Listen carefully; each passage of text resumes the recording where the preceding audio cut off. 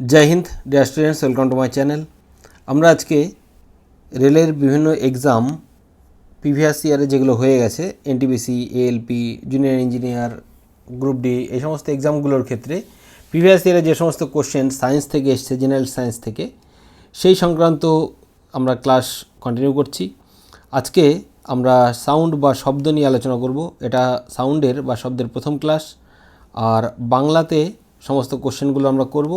এবং যদি ফিডব্যাক বা তোমাদের ইচ্ছা হয় যে ইংলিশ বাংলা দুটোতেই দেবো, সেই অনুযায়ী কমেন্ট করবে। আমরা দুটো ভাষাতেই কোশ্চেনগুলো দেওয়ার চেষ্টা করব। আর চলো শুরু করছি আমরা বাংলাতে সায়েন্স সম্পর্কিত আলোচনা। ওকে, আজকের ফার্স্ট কোশ্চেন সাউন্ড থেকে। চাঁদে শব্দ শোনা যায় না কেন? দেখো, শব্দ বিস্তার লাভের জন্য বা শব্দ এক জায়গা থেকে আরেক জায়গায় যাওয়ার জন্য মাধ্যমের দরকার হয়। চাঁদে কোনো শব্দ নেই, এই কোশ্চেন এটা কিন্তু হবে না। চাঁদে শব্দ উৎপন্ন হলেও সেটা আমরা শুনতে পাই না, কারণ চাঁদে কোনো বায়ুমণ্ডল নেই বলে, ঠিক আছে? বা চাঁদ এবং পৃথিবীর মাঝখানে কোনো মিডিয়াম নেই বলে। চাঁদের জল নেই, এটাও এর মধ্যে পড়ছে না বা ম্যাচ করছে না। চাঁদে কোনো বায়ুমণ্ডল নেই, চাঁদে বায়ুমণ্ডল নেই, সেই কারণে চাঁদে যদি কোনো ব্যক্তি অপর কোনো ব্যক্তির সাথে কথা বলার চেষ্টা করে তাও শুনতে পাবে না, কারণ চাঁদে বায়ুমণ্ডল নেই। এছাড়া আর কি, এবং মাধ্যম ছাড়া শব্দ চলতে পারে না, এটা হচ্ছে মেন ইম্পর্ট্যান্ট। সেই জন্য সূর্য থেকে বা চাঁদ থেকে কোনো শব্দ আমাদের পৃথিবীতে পৌঁছায় না। ওকে, অপশন সি হবে right answer. Next question number 2, ultrasound তরঙ্গ সম্পর্কিত ভুল বিবৃতি কোনটি? দেখো, আল্ট্রাসাউন্ড কি? আল্ট্রাসাউন্ড হচ্ছে সাউন্ড দুই ধরনের, যেটা আমরা শুনতে পাই আর যেগুলো শুনতে পাই না। তাহলে যেগুলো শুনতে পাই তাকে বলে শ্রুতিগোচর শব্দ বা অডিবল সাউন্ড, আর যেটা শুনতে পাই না সেটা কোনটা? দেখো, যদি কোনো বস্তুর কম্পন সেকেন্ডে 20 থেকে 20,000 বার হয় বা এদের মধ্যে হয়, সেই শব্দটা আমরা শুনতে পাই। এর কম হলে আমরা শুনতে পাই না, এর বেশি হলে সেটা আমরা শুনতে পাই না। এর কম হলে যেটা বলে সেটাকে বলা হচ্ছে শব্দেতর শব্দ, আর এর বেশি হলে শব্দোত্তর শব্দ বা আল্ট্রাসাউন্ড। আল্ট্রাসাউন্ড হচ্ছে এটা 20,000 বারের থেকে বেশি সেকেন্ডে কম্পন হবে।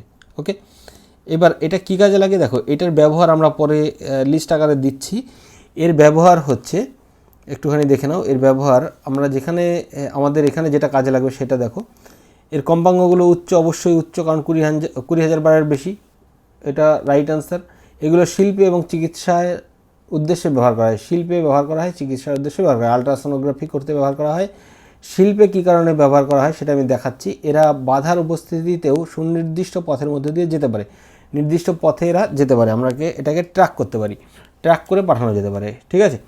এবার দেখো, আল্ট্রাসাউন্ড ত্রুটিপূর্ণ অবস্থান থেকে প্রতিফলিত হতে পারে না। এইবার দেখো, শিল্পে কী কাজে লাগে? শিল্পে ধরো কোনো একটা কনস্ট্রাকশন তৈরি হয়েছে বা কোনো একটা জিনিস তৈরি হয়েছে, তার মাঝখানে কোথাও একটা ক্র্যাক আছে, তাহলে এখানে কি করা হয়? সাউন্ডকে পাঠানো হয়, এর ভেতর দিয়ে সাউন্ড যাবে, এক প্রান্ত থেকে আরেক প্রান্তে পৌঁছে যাবে, কিন্তু যেখানে ক্র্যাক আছে সেখান থেকে শব্দ আর এদিকে যেতে পারবে না, ঠিক আছে? না গিয়ে উল্টো দিকে ব্যাক করবে। তাহলে কি বোঝা যাচ্ছে? শিল্পের ক্ষেত্রে কোথাও কোনো ক্র্যাক আছে কিনা বা কোনো ব্রিজ কনস্ট্রাকশন হয়েছে সেক্ষেত্রে কোনো ত্রুটি আছে কিনা সেটা জাস্টিফাই করার জন্য ব্যবহার করা হয় শিল্পে। তাহলে এই কোশ্চেনটা কারেক্ট, কিন্তু এটা দেখো ভুল আছে। আল্ট্রাসাউন্ড ত্রুটিপূর্ণ অবস্থান থেকে প্রতিফলিত হতে পারে না, কিন্তু এটা তো প্রতিফলিত হচ্ছে, প্রতিফলিত হয়ে এরা ব্যাক করে, ঠিক আছে? তাহলে ভুল কোনটা? ভুল হচ্ছে অপশান ডি, আল্ট্রাসাউন্ড ত্রুটিপূর্ণ অবস্থান থেকে প্রতিফলিত হতে পারে না। ওকে, নেক্সট কোয়েশ্চেন নাম্বার 3, শব্দের গতি ড্যাশ যখন এটি কঠিন থেকে বায়বীয় মাধ্যমে যায়, অর্থাৎ কঠিন পদার্থ থেকে যখন বাতাসে বা গ্যাস মাধ্যমে যায় তখন শব্দ কী হবে? শব্দের গতি কমে যাবে, ঠিক আছে? কঠিন মাধ্যমে সব থেকে বেশি, তারপর তরল মাধ্যমে, তারপর বায়ু মাধ্যমে। তাহলে গতিবেগ কী হবে? কঠিন মাধ্যমে বেশি হলে বায়বীয় মাধ্যমে বা বায়ু মাধ্যমে কমে যাবে। ওকে, অপশান ডি হবে right answer. Next question number 4, নিচের কোনটি ধাতব ব্লককে ফাটল এবং ত্রুটি শনাক্ত করতে ব্যবহৃত হয়? আমরা একটু আগেই বললাম, সেটা হচ্ছে ultrasound. Okay, option B right answer. Question number 5, নিচের কোন মাধ্যমের মধ্যে দিয়ে শব্দ যেতে পারে না? শব্দ যেতে পারে না বাতাসের মধ্যে দিয়ে যেতে পারে বা কঠিন তরল গ্যাসীয় মাধ্যমে যেতে পারে, কিন্তু কোনো মাধ্যম না থাকলে যেতে পারে না। তাহলে কোনো মাধ্যম না কোনটা এর মধ্যে? ইস্পাত, ভ্যাকুয়াম, বায়ু, দুধ। ভ্যাকুয়াম মানে শূন্যস্থান। ওকে, তাহলে ভ্যাকুয়ামের মধ্যে দিয়ে যেতে পারবে না, অপশান বি রাইট অ্যান্সার। বোঝা গেল? নেক্সট কোশ্চেন নাম্বার 7, নিচের কোনটি মিথ্যা? শব্দ তরঙ্গ হলো ড্যাশ তরঙ্গ। শব্দ তরঙ্গ একটি ইলেকট্রোম্যাগনেটিক তরঙ্গ হবে না, ইলেকট্রোম্যাগনেটিক তরঙ্গ নয়। আলো একটি ইলেকট্রোম্যাগনেটিক তরঙ্গ বা তড়িৎচুম্বকীয় তরঙ্গ। ওকে, তাহলে বাদ বাকি সবগুলোই কিন্তু শব্দ তরঙ্গের সাথে রিলেটেড। নেক্সট কোশ্চেন নাম্বার 8, নিচের কোনটি শব্দ তরঙ্গের গুণ নয়? শব্দ তরঙ্গের গুণ নয়, দেখো এর মধ্যে বিস্তার, কম্পাঙ্ক এবং সময়কাল, গতি সবকটাই শব্দ তরঙ্গের গুণ, কিন্তু ঘনত্ব কিন্তু শব্দ তরঙ্গের গুণ নয়। ঠিক আছে, নেক্সট, নিচের কোনটি মাধ্যমের ঘনত্বে একটি শব্দ তরঙ্গের সম্পূর্ণ দোলনের জন্য সময় লাগে? দেখো এটা একটা শব্দ তরঙ্গের সম্পূর্ণ দোলনের জন্য যে টাইম লাগে তাকেই বলা হয় সময়কাল বা পর্যায়কাল। ঠিক আছে, সময়কাল বা পর্যায়কাল বা এটাকে টাইম পিরিয়ড বলা হয়। ওকে, ইংরেজিতে। নেক্সট কোশ্চেন নাম্বার 11, শব্দ প্রেরণের জন্য কোন মাধ্যমটির প্রয়োজন? কঠিন, তরল, গ্যাস সবগুলোই প্রয়োজন, অর্থাৎ অপশান ডি হবে রাইট অ্যান্সার। কোশ্চেন নাম্বার 12, নরম এবং ছিদ্রযুক্ত পৃষ্ঠ ব্যবহার করে শব্দ শোষণ করার জন্য ব্যবহৃত কৌশলকে কী বলা হয়? এটা হচ্ছে শব্দ সুরক্ষা। ওকে, শব্দ সুরক্ষা বা অডিও সুরক্ষা এটাও বলতে পারো, কারণ অডিও সুরক্ষা একই জিনিস, অডিও মানে সাউন্ড, দুটো অপশানই এখানে রাইট হবে। আমরা শব্দ সুরক্ষা নিয়েই চলছি। দেখো এটা কি করা হয় সিনেমা হলগুলোতে বা যেখানে যে ঘরগুলোতে দেখবে সাউন্ড প্রুফ করার চেষ্টা করা হয়, সেখানে অ্যাসবেস্টাসের বা নরম দেওয়ালযুক্ত, নরম বা ছিদ্রযুক্ত দেওয়াল ব্যবহার করা হয়। ওকে, নেক্সট, শব্দের কারণ কি? শব্দের কারণ হচ্ছে কম্পন। কোথাও কম্পন হলে শব্দ উৎপন্ন হবে। ঠিক আছে, আর কম্পনটা 20 থেকে 20,000 বারের মধ্যে হলে আমরা শুনতে পাবো। ওকে, নেক্সট কোশ্চেন নাম্বার 14, ঘনীভবন এবং তনুভবন ড্যাশের পরিবর্তনশীলতার কারণে হয়? এটা হচ্ছে বায়ুর চাপ, কারণ শব্দ রশ্মির প্রতিসরণ হবে না, চৌম্বকীয় পার্থক্য হবে না, তাপমাত্রার পার্থক্য হবে না, বায়ুর চাপের পার্থক্য অনুযায়ী ঘনীভবন এবং তনুভবন হয়। এটা কখন হয়? যখন বাতাসে কোথাও শব্দ করানো হলো। ঠিক আছে, হয়তো ধরো সুরশালাকা বাজানো হলো অথবা ঘন্টা বাজানো হলো, তাহলে কি হয়, ঘন্টার সংলগ্ন যে বাতাসটা আছে, বায়ুস্তরটা আছে, সেটা সেই সাথে কম্পিত হয়ে থাকে। কম্পিত হয় কীভাবে? এটা হচ্ছে অনুদৈর্ঘ্যভাবে কম্পিত হয়, এরকমভাবে পারপেন্ডিকুলার বা এরকমভাবে কম্পিত হয়ে থাকে। ঠিক আছে, এবার এইখানে দেখো ঘনীভবন কোনটা?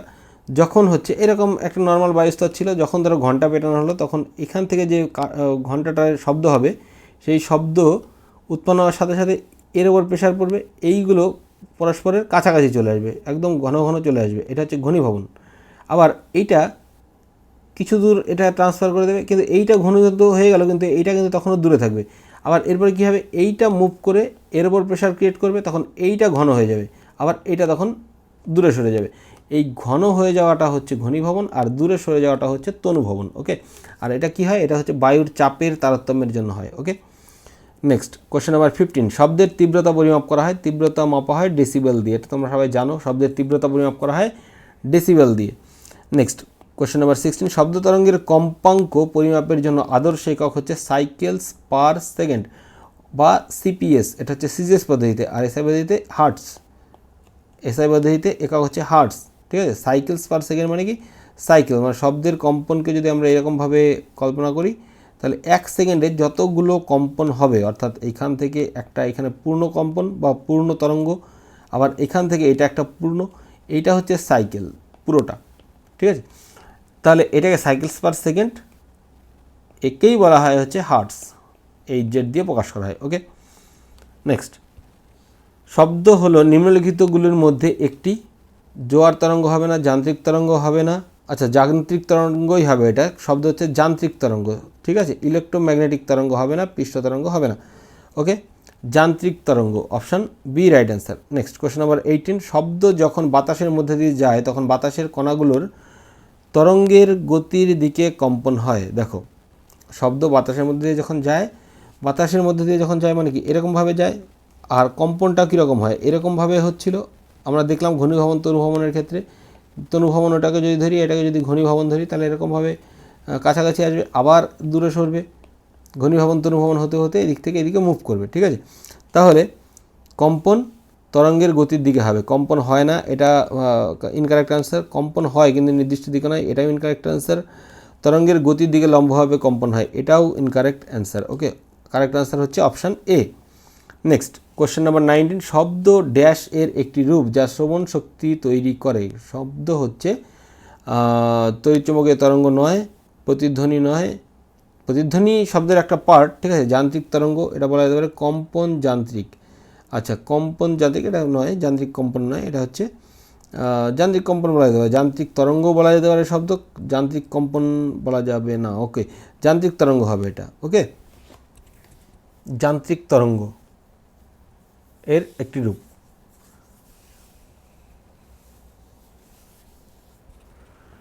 আচ্ছা, যান্ত্রিক কম্পন এটা নয়, কারণ যন্ত্রের কম্পনের ফলেই শব্দ উৎপন্ন হয় যদিও, কিন্তু তরঙ্গটা যেভাবে যায় সেই তরঙ্গটা হচ্ছে যান্ত্রিক তরঙ্গ। ওকে, যান্ত্রিক তরঙ্গ দুই ধরনের, একটা অনুদৈর্ঘ্য আর একটা তির্যক। ওকে, অনুদৈর্ঘ্য তরঙ্গ এবং আরেকটা তির্যক তরঙ্গ, সেটা আমরা পরে আলোচনা করব। অনুদৈর্ঘ্য তরঙ্গ হচ্ছে এতক্ষণ ধরে যেটা দেখালাম, আর তির্যক তরঙ্গ হচ্ছে এরকমভাবে কম্পন হয়, যেটা ধরো একটা খুঁটির সাথে যদি একটা দড়ি বাঁধা থাকে, এখন আরেক প্রান্ত ধরে যদি ওপর নিচে ঝাঁকানো হয় তবে কীরকম হয়, তরঙ্গটা এই বরাবর যাবে কিন্তু কম্পনটা হবে এরকম পারপেন্ডিকুলার, উপরে নিচে। ঠিক আছে, নেক্সট, এটা হচ্ছে তির্যক তরঙ্গ। আর ওপরেরটা আগে যেটা আমরা আলোচনা করলাম বাতাসের ক্ষেত্রে, সেটা হচ্ছে অনুদৈর্ঘ্য কম্পন। নেক্সট, কোশ্চেন নাম্বার 20, বাতাসে শব্দ তরঙ্গগুলি কী প্রকার? বাতাসের শব্দ তরঙ্গগুলো হচ্ছে অনুদৈর্ঘ্য। এতক্ষণ আমরা আলোচনা করলাম অনুদৈর্ঘ্য তরঙ্গ। নেক্সট, কোশ্চেন নাম্বার 21, শব্দ তরঙ্গগুলি নিম্নোক্তভাবে ভ্রমণ করে বিভিন্ন মাধ্যমের বিভিন্ন গতি। অবশ্যই বিভিন্ন মাধ্যমে একই গতি এটা নয়, কাঠের নির্দিষ্ট গতি নেই, এবং একটি একক মাধ্যমের গতি এটাও নয়, একক মাধ্যমের গতি নয়, এটা হচ্ছে বিভিন্ন মাধ্যমে বিভিন্ন গতি হবে শব্দের ক্ষেত্রে। Okay, option A right answer. Next, question number 22, মানুষের জন্য শ্রবণযোগ্য তরঙ্গগুলি হলো, কোথা থেকে শ্রবণযোগ্য? 20 থেকে 20,000 বার। ঠিক আছে, তাহলে এর কম্পাঙ্ক কত হবে? কম্পাঙ্কের পরিসীমা 20 থেকে 20,000 বার। কোথায় আছে দেখো, অপশান সিতে আছে 20 থেকে 20,000 বার, অর্থাৎ option C right answer. Next, question number 23, মানুষের দ্বারা শোনা যায় এমন শব্দের সর্বনিম্ন কম্পাঙ্ক কত? 20 হার্টস, অর্থাৎ option D right answer. Next, খুব কম অডিও শব্দের তীব্রতা মাত্রা কি? এদের মধ্যে সবথেকে কম কত? কম হচ্ছে 0, তার মানে খুব কম অডিও শব্দের তীব্রতা হচ্ছে 0 ডেসিবেল। ওকে, শব্দের তীব্রতা ডেসিবেলে পরিমাপ করা হয়, এটা একটা পয়েন্ট।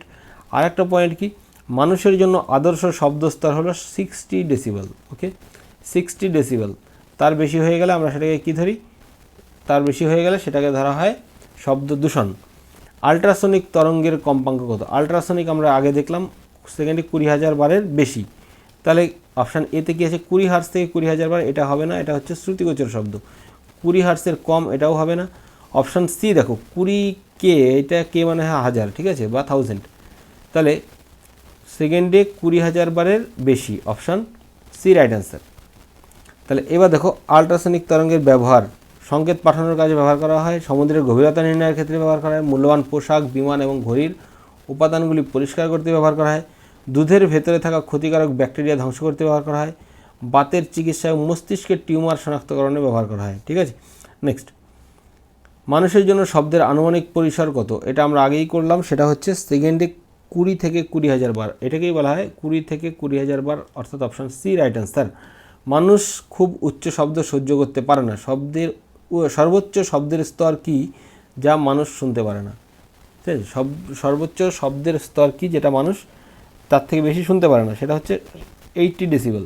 80 ডেসিবেলের বেশি হয়ে গেলে সেটা মানুষের প্রবলেম হয়। ঠিক আছে, ওকে, নেক্সট, কোশ্চেন নাম্বার 28, যে ফ্রিকোয়েন্সির নিচের শব্দ মানুষ শুনতে পারে না তাকে কী বলা হয়? তাকে বলা হয় হচ্ছে আল্ট্রাসনিক, হচ্ছে উপরেরটা, আর নিচেরটা হচ্ছে ইনফ্রাসনিক, অর্থাৎ option D right answer, infrasonic. Okay, বা শব্দেতর শব্দ। কোশ্চেন নাম্বার 29, যে ফ্রিকোয়েন্সি মানুষের কানে শ্রবণযোগ্য নয়, দেখো এর মধ্যে মানুষের কানে শ্রবণযোগ্য নয় কোনটা? 18,000 20,000-এর মধ্যে, 22,000 দেখো 20,000-এর বাইরে, অর্থাৎ অপশান বি হবে রাইট অ্যান্সার।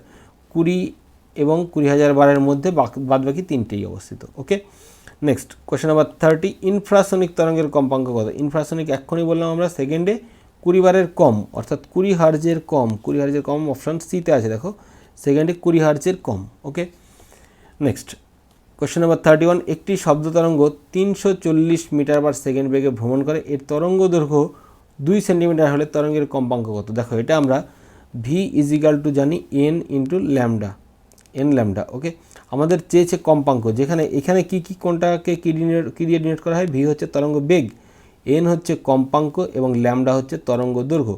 আমাদের সবগুলো দেওয়া আছে, শুধুমাত্র কম্পাঙ্ক বের করতে বলেছে, অর্থাৎ এন ইজিক্যাল টু কত? V by lambda. ভি কত? ভি হচ্ছে 340 মিটার পার সেকেন্ড, এটা বেগ, বাই ইয়ে কত ল্যামডা আছে 2 সেন্টিমিটার। এবার দেখো প্রথমেরটা বা ওপরেরটা কত আছে 340 মিটার। মিটারকে আমরা যদি সেন্টিমিটার করে কী করতে হবে, দুটো শূন্য দিয়ে গুণ করতে হবে। তাহলে এবার 2 দিয়ে কাটলে কত হবে, 2 দিয়ে এটাকে কাটলে হবে 17, 17-এর পরে 3টে জিরো, অর্থাৎ কম্পাঙ্ক হবে 17,000 হার্টজ, অর্থাৎ অপশান এ হবে রাইট অ্যান্সার। 17-এর পরে 3টে জিরো। অবশ্য এখানেও দেখো আরেকটা অপশান সিতেও আছে 17,000, এটা একটু মিস্টেক হয়ে গেছে। নেক্সট কোয়েশ্চেন নাম্বার 32, বাদুড় তাদের পথের প্রতিবন্ধকতা শনাক্ত করতে কোন তরঙ্গ উৎপন্ন করে? বাদুড় আল্ট্রাসনিক তরঙ্গ উৎপন্ন করে, কারণ সেকেন্ডে 20,000 বারের বেশি, অর্থাৎ অপশান সি হবে right answer. Next question number 33, একটি আল্ট্রাসনিক শব্দ তরঙ্গের কম্পাঙ্ক ড্যাশ এর থেকে বেশি, 20,000 বারের থেকে বেশি, অপশান ডি রাইট অ্যান্সার। ওকে, আজকে আমরা এই পর্যন্তই আলোচনা করলাম। এর পরবর্তীতে আমরা নেক্সট ক্লাসে পরবর্তী কোশ্চেন নিয়ে আলোচনা করব, আরও কিছু কোশ্চেন যেগুলো পরীক্ষায় এসছে এবং সেই সাথে বেশ কিছু অঙ্ক আমরা আলোচনা করব। ঠিক আছে, thank you for watching my video. আজকের মতো বাই।